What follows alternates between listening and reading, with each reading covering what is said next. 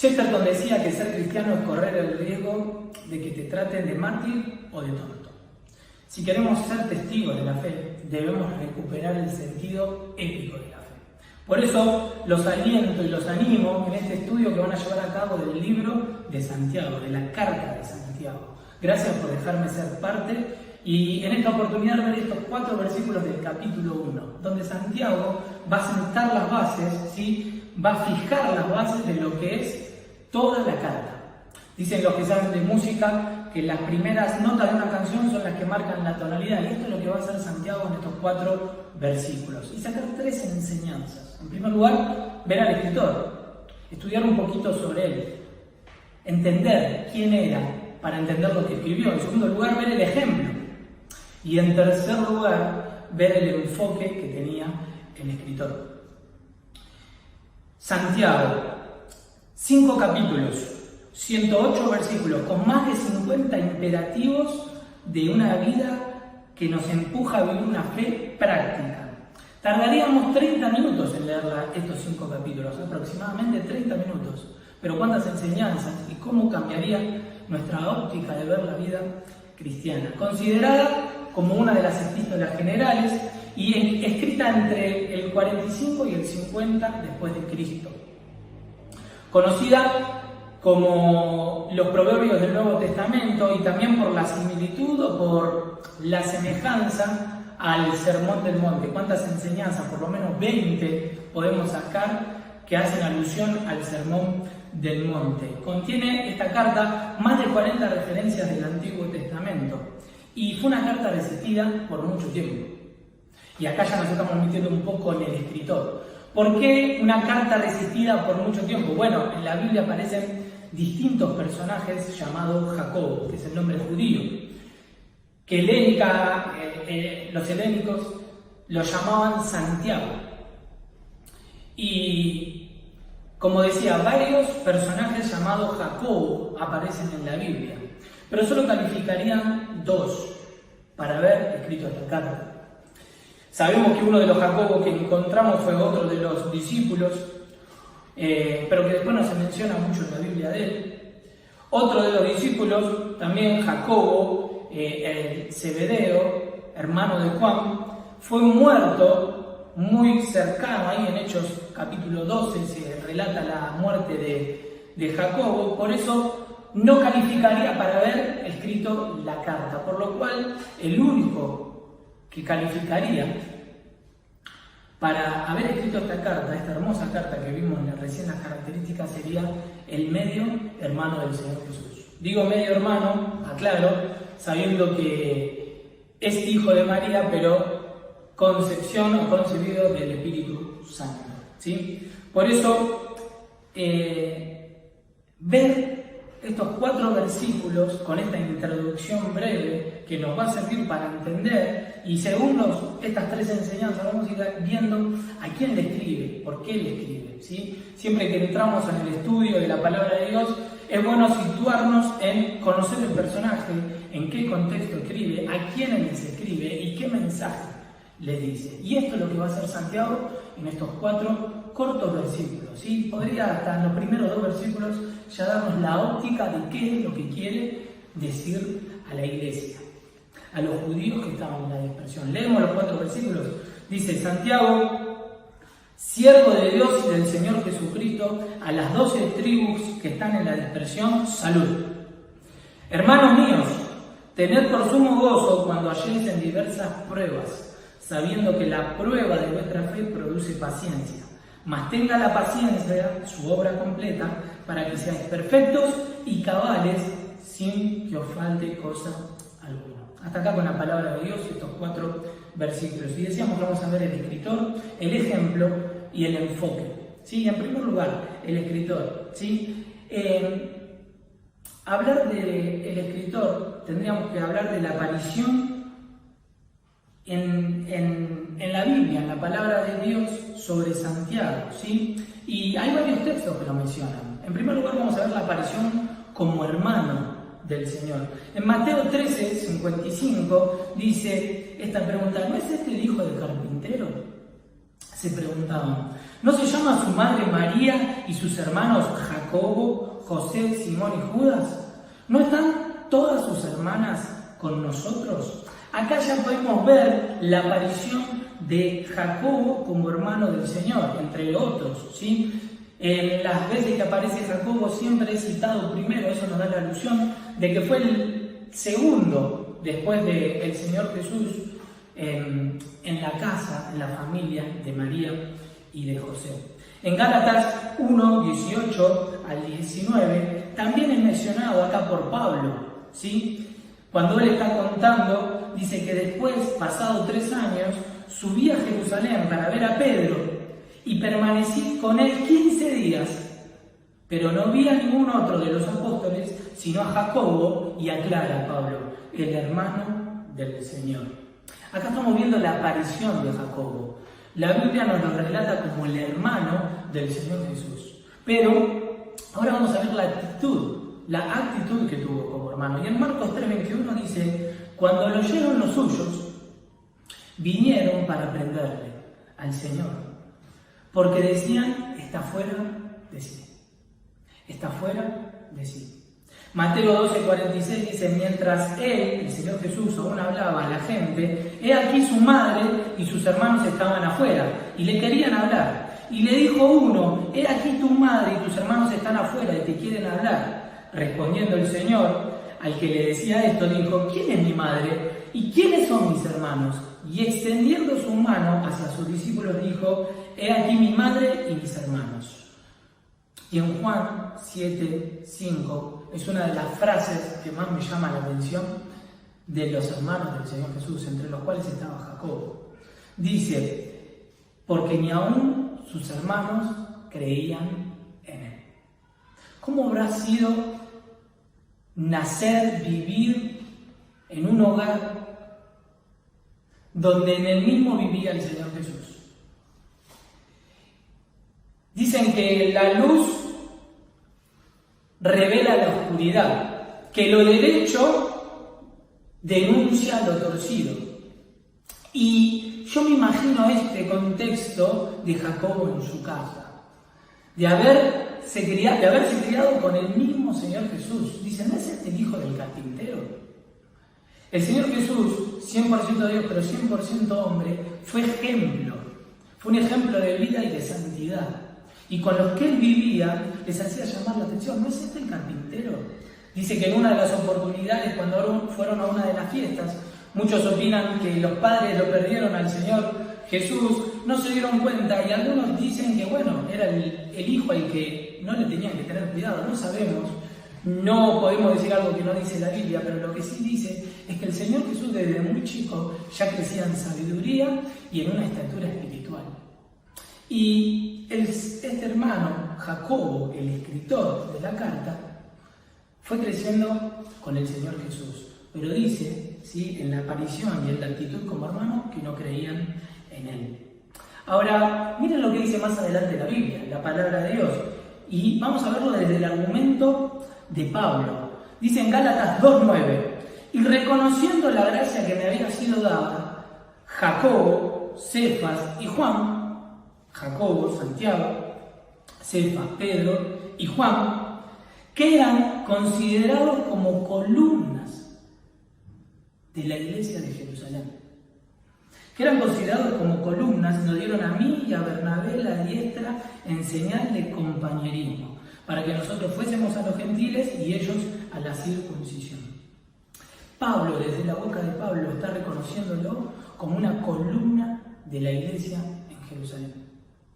Ahora miren el argumento de Pedro, en Hechos 12:17, dice que Pedro había salido de la cárcel, ¿sí?, milagrosamente por la mano de Dios, ¿sí? Y tengo que hacer esta base, tengo que contarte cómo la Biblia menciona que era hermano, qué actitud tenían hacia él, pero ahora estamos viendo el otro lado, que Pablo lo considera una columna y que Pedro va a decir en Hechos 12:17, cuando sale de la cárcel, va a buscar a la iglesia que se reunía en una casa orando, tiene que decirle Pedro, pero él, Pedro, haciéndoles con la mano señales de que se callasen, les contó cómo el Señor la había sacado de la cárcel y dijo, hacer saber esto a Jacobo y a los hermanos.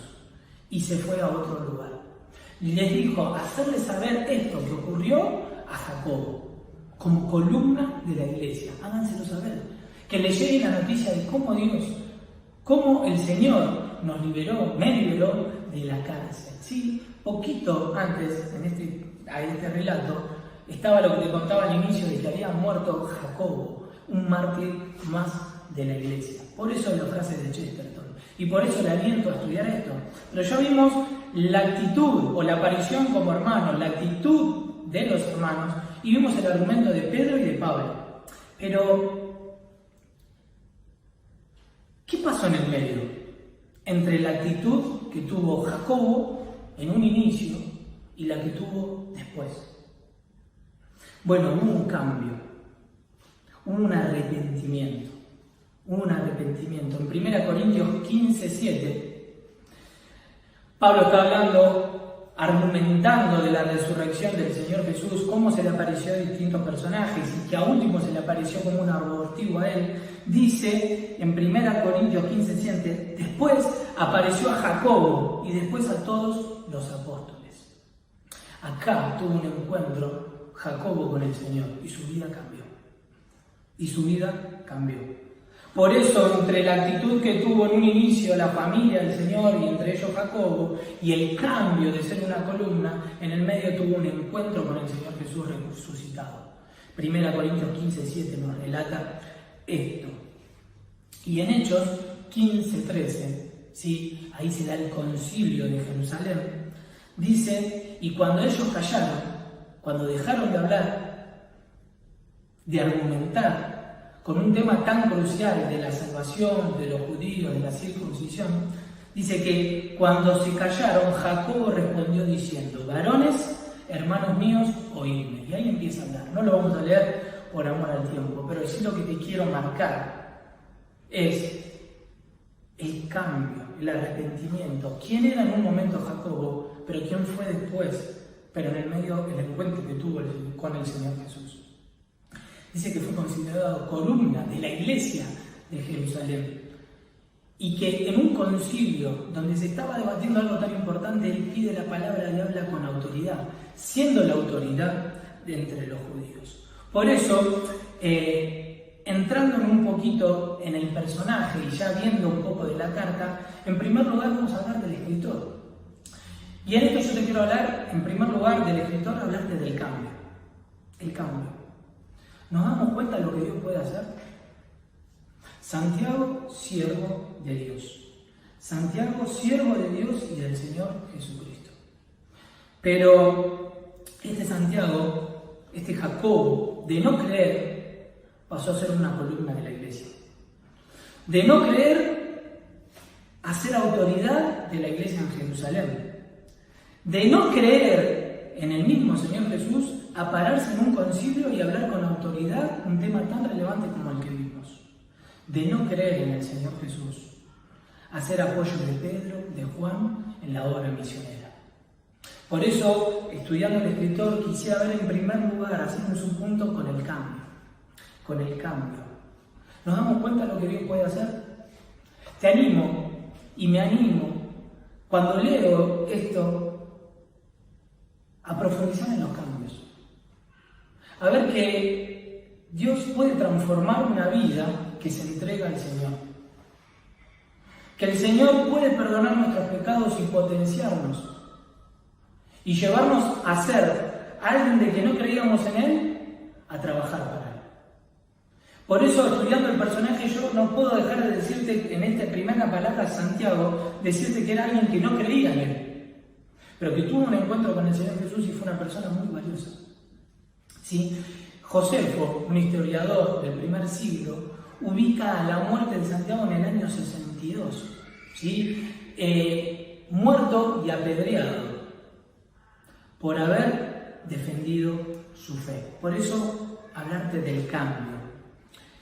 Pero en segundo lugar, hablarte del compromiso. Estamos hablando del escritor y vemos el cambio, pero también te quiero hablar del compromiso de este escritor.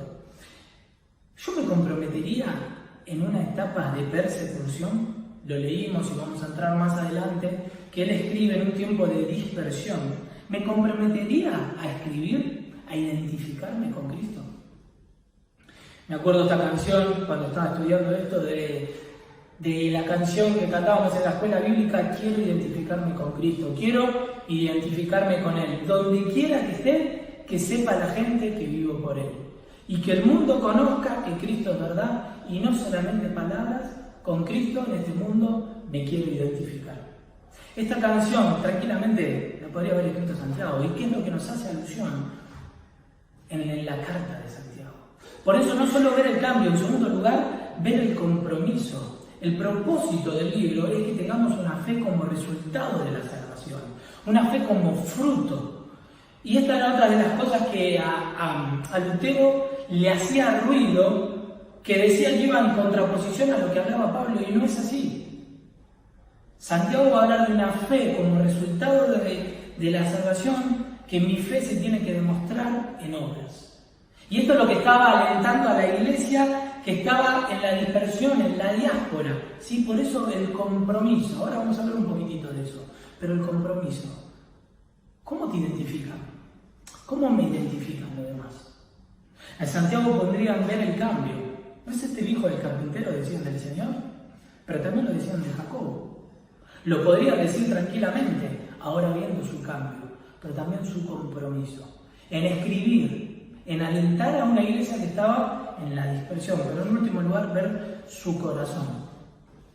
Dice en el versículo que leímos, hermanos míos, en el versículo 2. Y ahí yo veo el corazón. Como decía, nos da la tonalidad. 15 veces va a aparecer la palabra hermanos, hermanos míos. ¿Sí? 15 veces, lo vemos ahí en el capítulo 1, 2, en el versículo 16 del capítulo 1, en el versículo 19, en 2, 1, en el 5 y en el 14, y así, te animo a que lo busques, en toda la carta le habla de hermanos. Y ya vemos el corazón de un pastor, el corazón de Santiago. Le escriben a los que estaban en la dispersión, en la diáspora, y le dice a las 12 tribus. ¿Sí? Esto es un término para mencionar a todos los judíos que se habían convertido y que estaban en la dispersión. En Hechos capítulo 2, Hechos 4, se multiplica, explota la conversión de los cristianos. Y esto lleva entre lo que estaba pasando en estos capítulos de Hechos, ¿sí? La muerte de los primeros cristianos, a que la iglesia tiene que vivir esta etapa que es la diáspora, donde salen a la dispersión, a otros lugares, ¿sí? Pero dice a las 12 tribus, esto es un término para mencionar a todos los judíos. Y dice, me encanta, porque en Hechos 1:8, que es uno de los textos de la Gran Comisión, el Señor dice, me seréis testigos en Jerusalén, en toda Judea, en Samaria y hasta el resto de la tierra. Ahora, Hechos 1:8, ¿sí? Se da porque en Hechos 8:1, si lo damos vuelta, dice que Saulo asolaba la iglesia y todos fueron esparcidos. Eso lo encontramos en Hechos 8:1, y todos fueron esparcidos. Empieza la persecución. Ahora, ¿cómo te parece que se encontraba la iglesia o esos primeros judíos cristianos? ¿Cómo te pensás que se encontraban? ¿Quién les daría trabajo en Samaria o en las otras ciudades? Encima habían dejado todo por comprometerse con Cristo, su familia, sus trabajos, sus lugares, se iban sin nada. A ellos les escribe Santiago. Todavía no había iglesia en otros lugares, no estaba como para recibirlos. Había una falta de liderazgo en las otras ciudades. Fueron nuevos en la fe y ya estaban viviendo la persecución. Por eso el cambio, el compromiso, pero el corazón de este escritor. Dice, Santiago les escribe a ellos de una forma muy sencilla, muy sencilla. Ustedes que van a estudiar todo el libro de Santiago, van a ver que como inicia la palabra en un versículo, es como termina el anterior. ¿Sí? Capaz que en la traducción al castellano no lo podemos ver mucho, pero en el versículo 1 termina con la palabra gozo, y en el versículo 2 ¿cómo inicia? Con la palabra gozo. En el versículo siguiente empieza con pruebas y en el anterior había terminado con pruebas. En el que sigue empieza hablando de la paciencia porque el anterior termina hablando de la paciencia. Y el que le sigue empieza hablando, si a alguno le falta alguna cosa, pida la sabiduría a Dios. Y así es como termina el versículo anterior. Santiago escribe de una forma muy práctica, porque los judíos aprendían así, de esta forma temática para aprender. Y Santiago desde el corazón les escribe de una forma tan práctica para que ellos lo puedan entender, ¿sí? Así que esto es un poquito del escritor, teníamos que sentar las bases para que también les sirva o nos sirva de todo el estudio, ¿sí? Entonces, viendo el escritor, hacemos mención al cambio, al compromiso y al corazón del escritor. Y yo me hago estas preguntas: ¿cómo me identifican? ¿Qué tipo de corazón tengo? ¿Y se ven los cambios en mi vida? Esto es lo que va a proponer Santiago en toda la historia. Pero en segundo lugar, rápidamente vamos a ver el ejemplo. En el ejemplo, dice: Santiago, siervo de Dios y del Señor Jesucristo, a las 12 tribus que están en la dispersión, salud. Y en primer lugar yo quiero hablarte acá de la sencillez. ¿Cómo podría haberse presentado Santiago? Me ponía a pensar. ¿Te pusiste a pensar cuando lo leíste? ¿Cómo se podría haber presentado Santiago a sus lectores? Santiago, yo me hubiese presentado columna de la iglesia en Jerusalén. Santiago, otra de las formas, testigo de la resurrección del Señor Jesús. Yo lo vi, se me presentó. Y después a los apóstoles. Y un último escalón, sacando toda la chapa, las credenciales, diríamos. ¿Cómo se podría haber presentado? Santiago, medio hermano o hermano del Señor Jesús. Pero no es así. Dice que Santiago se presenta, Santiago, ¿cómo?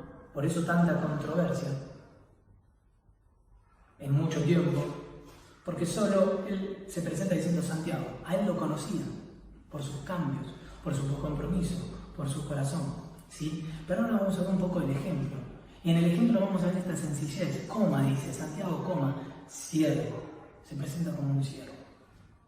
Uno de los mejores títulos que podemos tener como cristianos. Digo uno de los mejores porque el primero es ser hechos hijos de Dios. Y te hago esta pregunta: ¿sos hijo de Dios? Es el mejor título que podemos tener en la vida. Pero en segundo lugar, ser siervo de Él. Y Él se presenta como un siervo del Señor y de Dios. Dice, de esa manera se presenta. Qué curiosidad, ¿no? También me ponía a pensar que otro de los hermanos del Señor escribe que Judas, y él tampoco se llama o se presenta como hermano del Señor, sino que se coloca como hermano de Jacobo. Miren, acá estoy dando alusión o referencia a otro de los pasajes donde aparece Santiago, alguien que aparece en distintos libros o en momentos de la Biblia que lo hemos visto. Pero volviendo a la sencillez, qué humildad de presentarse así, Santiago, siervo. Parte de su cambio y lo que Dios hizo se reflejaba en su humildad. Y me hacía esta pregunta: ¿cómo soy? Porque si no sacamos las enseñanzas prácticas de este libro, hermanos, yo los invito y me desafío o me desafía este libro, la palabra de Dios toda, pero en este capítulo que estamos estudiando, ya en la presentación, Santiago, siervo, dulos, ¿sí? No vamos a entrar en la palabra técnica ahí, pero es esclavo por amor, alguien que se identificaba, alguien que lo gobernaba su amo, que la autoridad de él la tenía su amo, pero esclavo por amor. Miren el cambio, miren qué sencillez, ¿sí? Pero en segundo lugar, para ir avanzando, no solo en la sencillez, en el ejemplo, una persona humilde, sino en segundo lugar, va a clavar la estaca y nos va a desafiar en el servicio. No solo en la sencillez, sino en ser siervo, ¿sí? Siervo. Dice que Santiago escogió el mejor de los títulos, el ser siervo de Dios. Y de esto ya hablamos, pero en tercer lugar, el sentido. Dice, ¿por qué veía el sentido? Porque él cuando se presenta dice, Santiago, siervo de Dios y del Señor Jesucristo, a las 12 tribus que están en la dispersión, dice Shalom, como se saludaban los judíos, dice no, salud.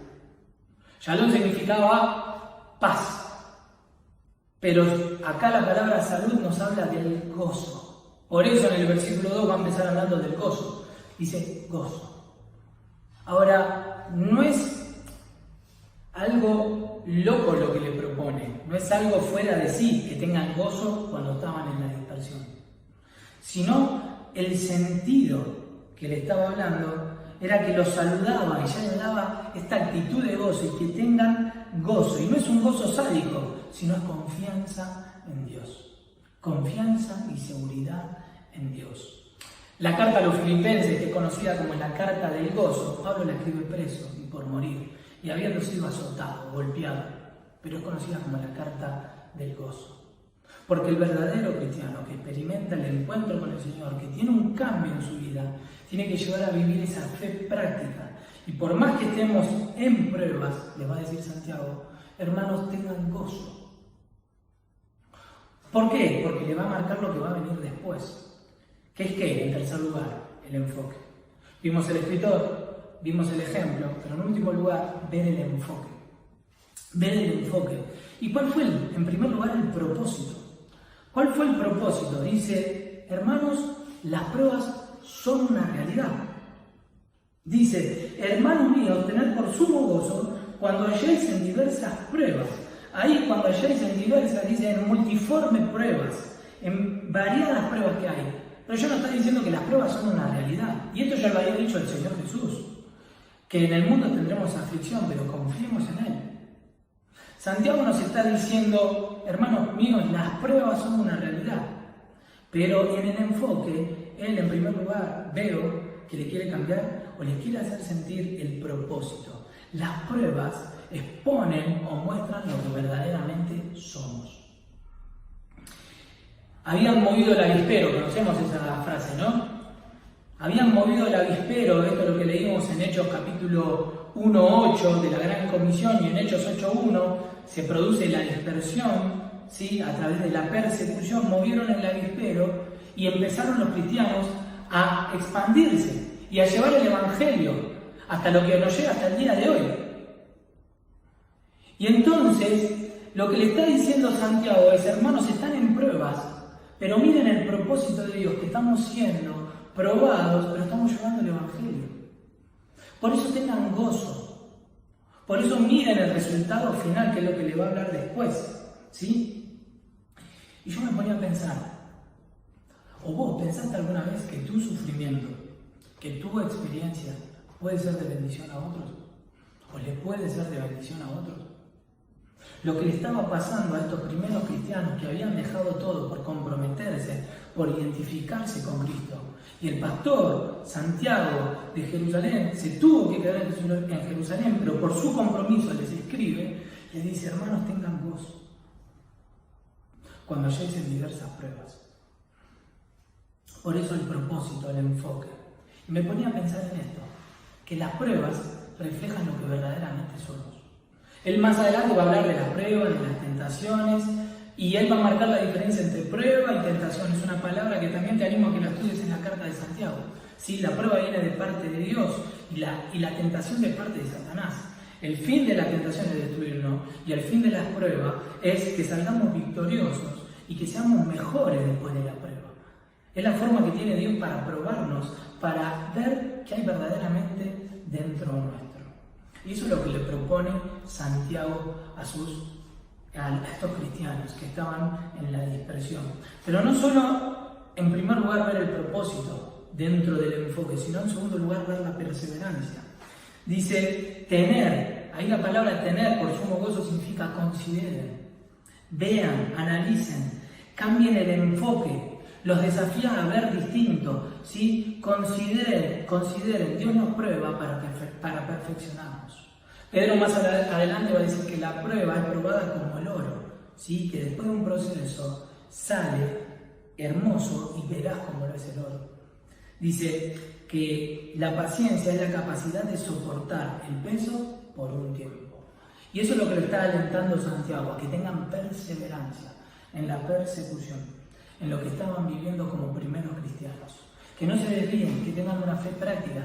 Por eso le va a hablar de que no tengan diferencias entre los ricos y los pobres. Después van a leer seguro en el estudio de la carta que muchos se estaban aprovechando de los cristianos porque iban sin nada, entonces los estaban asolando, los estaban ultrajando y estaban trabajando en condiciones precarias, ¿sí?